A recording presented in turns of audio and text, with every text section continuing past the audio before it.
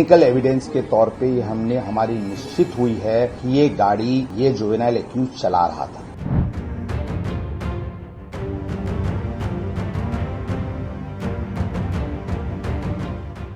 Pune Porsche accident में आया नया मोड़। नमस्कार, आप देख रहे हैं पंजाब केसरी.com और मैं हूं आपके साथ खुशबू। पुणे पोर्श दुर्घटना में 2 लोगों की मौत का मुद्दा पूरे देश में गरमाया हुआ है। इसी बीच मामले में एक नया और बड़ा खुलासा हुआ है। मामले में पुलिस कमिश्नर अमितेश कुमार ने बड़ा दावा करते हुए ये कहा है कि आरोपी ही गाड़ी चला रहा था और ड्राइवर उसके साथ बगल वाली सीट पर बैठा हुआ था। ड्राइवर गाड़ी को नहीं चला रहा था। इसी के साथ इससे जुड़े सारे पुख्ता सबूत पुलिस को मिल गए हैं। हमारे जांच में ये स्पष्ट आया है कि ये जो जुवेनाइल एक्यूज्ड है यही गाड़ी चला रहा था और इसके लिए क्रोनोलॉजिकली जो एविडेंस जरूरी थे वो एविडेंस इकट्ठा किए गए हैं। उदाहरण के तौर पे जब वो घर से निकला था उसके घर के सिक्योरिटी गार्ड के पास की जो रजिस्टर है उसमें पहली एंट्री है कि ये लड़का ये आरोपी ये गाड़ी लेके निकला है। इस प्रकार के सीसीटीवी फुटेजेस और अलग अलग एविडेंस टेक्निकल एविडेंस के तौर पे हमने हमारी निश्चित हुई है कि ये गाड़ी ये जुवेनाइल एक्यूज चला रहा था। पुलिस कमिश्नर ने यह भी बताया कि आरोपी होश में था और उसे पता था कि वह क्या कर रहा है। नाबालिग आरोपी के घर से निकलने से लेकर रजिस्टर में एंट्री करने तक और रास्ते की सारी फुटेज की जांच की गई है। इसी के साथ ब्लड सैंपल्स की भी जांच हो रही है जिसमें आरोपी को नशे में धुत पाया गया है।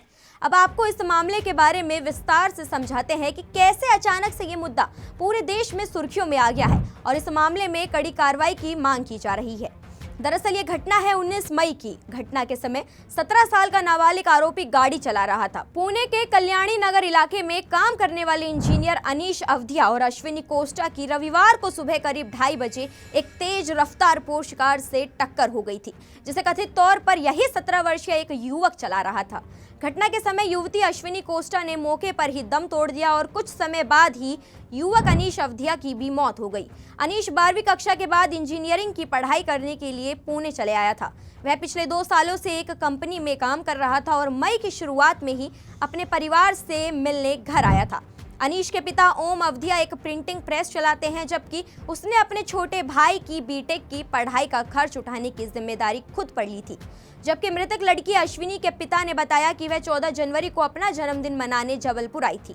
अब 18 जून को वो अपने पिता के जन्मदिन पर आने का वादा कर चुकी थी। इसके लिए अश्विनी ने टिकट भी बुक करा ली थी। घर में पिता के जन्मदिन की खुशी मनाने के लिए रोज बात करती थी, ये करेंगे वो करेंगे, लेकिन भगवान को कुछ और ही मंजूर था।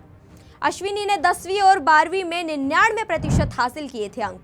उसने ज्ञान गंगा कॉलेज से इंजीनियरिंग की पढ़ाई की। इसके बाद नौकरी के लिए पुणे चली आई थी, जहां पर उसने अपनी पढ़ाई के साथ साथ नौकरी भी की। हादसे के बाद नाबालिग आरोपी ने भागने की भरपूर कोशिश की, लेकिन लोगों ने उसे पकड़कर पुलिस के हवाले कर दिया। इसके बाद अगले दिन 8 बजे मामला दर्ज कर लिया गया। दोपहर 12 बजे के आसपास एफआईआर में धारा 304 जोड़ी गई। उसी दिन जुवेनाइल जस्टिस बोर्ड को एप्लीकेशन भेजा गया कि नाबालिग पर व्यसक की तरह मामला चलाया जाए और उसे सुधार गृह भेजा जाए, लेकिन उसी दिन बोर्ड ने दोनों याचिकाओं को खारिज कर दिया और जेजेबी ने ही गिरफ्तारी के कुछ घंटों के भीतर ही नाबालिग को जमानत दे दी थी और आरोपी पर जहां सख्त कार्रवाई होनी चाहिए थी वहां आरोपी को महज कुछ ही घंटों में जमानत देकर छोड़ दिया गया। और तो और अदालत ने इसे 15 दिनों तक ट्रैफिक पुलिस के साथ काम करने और सड़क दुर्घटनाओं के प्रभाव और उनके समाधान पर 300 शब्दों का निबंध लिखना जैसी शर्तों पर आसानी से बेल दे दी थी। इसके बाद भी ये मुद्दा शांत नहीं हुआ और पुलिस ने मंगलवार को औरंगाबाद जिले से आरोपी नाबालिग लड़के के रियल एस्टेट डेवलपर पिता विशाल अग्रवाल को गिरफ्तार कर लिया। इसके बाद जांच में आगे सामने आया कि आरोपी किशोर अपने दोस्तों से मिलने गया था और खुद तेज गति से पोर्श कार चला रहा था। पुलिस ने यह भी कहा कि कार उसके पिता के नाम पर रजिस्टर्ड है और उस पर नंबर प्लेट नहीं थी। आरोपी के पिता ने electric luxury sports sedan Porsche car March में बेंगलुरु के एक डीलर से खरीदी थी। डीलर ने टेम्परेरी रजिस्ट्रेशन के बाद यह कार विशाल को सौंप दी, लेकिन जरूरी फीस नहीं देने के कारण उसका रजिस्ट्रेशन पूरा नहीं हो सका था। आरटीओ के अधिकारी संजीव भोर के मुताबिक यह कार मालिक की जिम्मेदारी थी कि वह रजिस्ट्रेशन करवाए। गाड़ी पुणे आरटीओ ऑफिस में जांच के लिए आई थी, लेकिन फीस नहीं भरे जाने के कारण उसे रजिस्ट्रेशन नंबर नहीं दिया गया। भारत में इस कार की कीमत 1.61 करोड़ रुपए से लेकर 2.44 करोड़ रुपए है। इसके बाद पुलिस ने कार डीलर को भी गिरफ्तार किया। इसके बाद पुणे के एक्साइज डिपार्टमेंट के डिस्ट्रिक्ट कलेक्टर ने कोजी बार और ब्लैक बार को सील कर दिया है, जिन्होंने नाबालिग आरोपी को शराब सर्व की थी। यह मामला फिर भी शांत नहीं हुआ और नाबालिग आरोपी का एक वीडियो तेजी से सोशल मीडिया पर छा गया। वायरल वीडियो में नाबालिग अपनी रईसी का रौब दिखाते हुए और बाप के पैसों की गर्मी दिखाते हुए एक रैप सॉन्ग गा रहा है, जिसमें उसने कुछ ही घंटों में बेल मिलने और 2 लोगों के जान लेने की बात भी बोली है। ये वीडियो देखते ही देखते सोशल मीडिया पर सुर्खियों में आ गया, जिसके बाद लोगों ने इस नाबालिग आरोपी की गिरफ्तारी की मांग की है।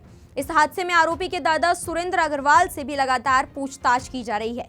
इतना ही नहीं, इसके बाद फिर से एक और वीडियो वायरल हुआ जो कि आरोपी की मां का था और उसमें आरोपी की मां शिवानी अग्रवाल ने वीडियो में कहा कि सोशल मीडिया पर वायरल वीडियो उनके बेटे का नहीं है, उनका बेटा डिटेंशन सेंटर में है और पुलिस से गुहार लगाई कि उनके बेटे को प्रोटेक्ट करे। इसके बाद कहानी में एक नया मोड़ आया, जहां पर आरोपी और उसके पिता ने दावा किया कि दुर्घटना के समय कार उसका फैमिली ड्राइवर चला रहा था, ना कि नाबालिग आरोपी।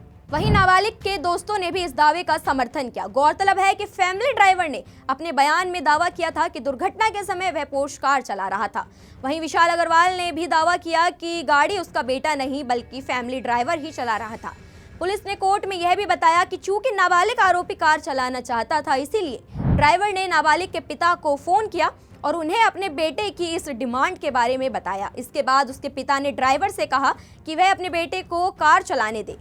लेकिन इसी बीच पुलिस कमिश्नर ने बड़ा दावा करते हुए आज ये खुलासा कर दिया है कि आरोपी ही गाड़ी चला रहा था और इससे जुड़े सारे सबूत हमें मिल चुके हैं। नाबालिग आरोपी के घर से निकलने से लेकर रास्ते की सारी फुटेज की जांच की गई है। बता दें कि अभी नाबालिग आरोपी को बाल सुधार गृह भेज दिया गया है। आज की खबर में बस इतना ही। ऐसी ही तमाम जानकारी के लिए बने रहें पंजाबकेसरी.com के साथ।